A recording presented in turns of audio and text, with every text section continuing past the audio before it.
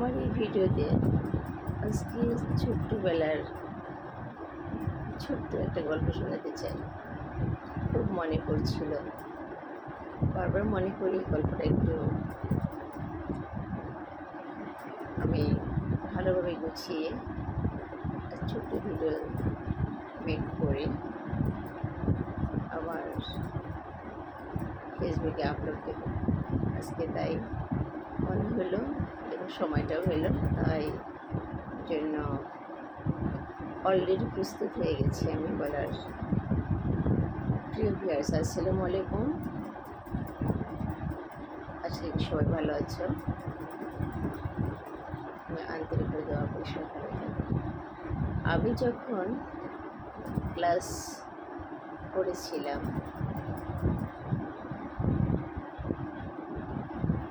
তখন পাশের একটা হাট ছিল আমাদের, সেখানে মাঝে মধ্যে হাটে যেতাম। তবে ক্লাস 3 থাকতে 3তে পড়তাম, তখন বাবার সঙ্গে হাটে যেতাম। বাবা তখন প্রায় হাটে আমাকে নিয়ে যেতেন। আর এত খুশি হইতাম যখন বাবা আমাকে হাটে নিয়ে যেতেন।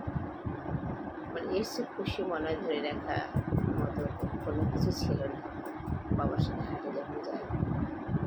তো যখন ক্লাস পড়ি তখন বাবা হঠাৎ কখনো যদি আমার বাবার পেটে একটু ব্যথা ছিল, হয়তো কোনো দিন হাটে যেতে পারেনি, বলতে যে মা হাটে যে এই খরচগুলো করে নিয়ে এসো। ওর সাথে আমার ছোটো ভাই যেত। আমাদের বাড়িতে একটা কিষাণ ছিলেন, কাজ করতেন বছর মাফিক। তো উনি বাবা সবজি আবাদ করতেন, সেই সবজি নিয়ে যেতেন। আমাকে বাবা বলতেন পছন্দ করে কি আমাদের খরচগুলো দরকার সেগুলো করার জন্য। যাই হোক, আমি একটু হিসাবই ছিলাম, ওটা ভালোই। আর আমার ছোটো ভাই, সেও যথেষ্ট ভালো, কিন্তু একটা কী করতো, ওই যে কিষানের কথা বলছিলাম যেটা, উনি যা বেচাবিক্রি করতো ওই বেচাবিক্রি টাকা থেকে নিয়ে ও কী করতে ঝালমুড়ি খাইতো। খুব পছন্দ করতে ঝালমুড়ি ছোটো ভাইটা আমার।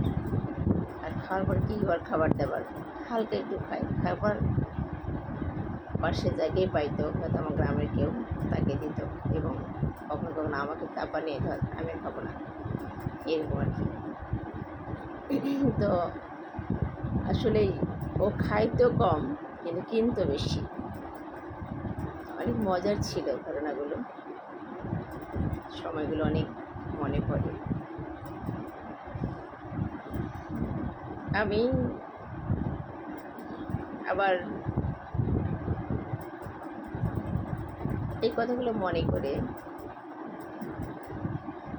ছোটোবেলার সে দিনগুলো মনে হয় আসলে অনেক ভালো ছিল, এটাই মনে হয় আমার কাছে।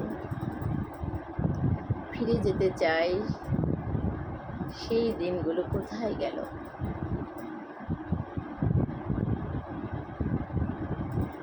আসলেই সেই বয়স, সেই সময়টা সবার কাছে প্রিয় ভিউয়ার্স। আবারও একটা গল্প নিয়ে সামনে হাজির হব ইনশাল্লাহ। ভালো থাকবেন, সুস্থ থাকবেন। আবারও দেখা হবে পরের ভিডিওতে। ভালো ভালো ভিডিও পাওয়ার দেবে ইনশাল্লাহ। কোন ধরনের ভিডিও চান সেটা আমাকে কমেন্টে জানাবেন। সবার সুস্থতা কামনা করছি। আসসালামু আলাইকুম, আল্লাহ হাফেজ।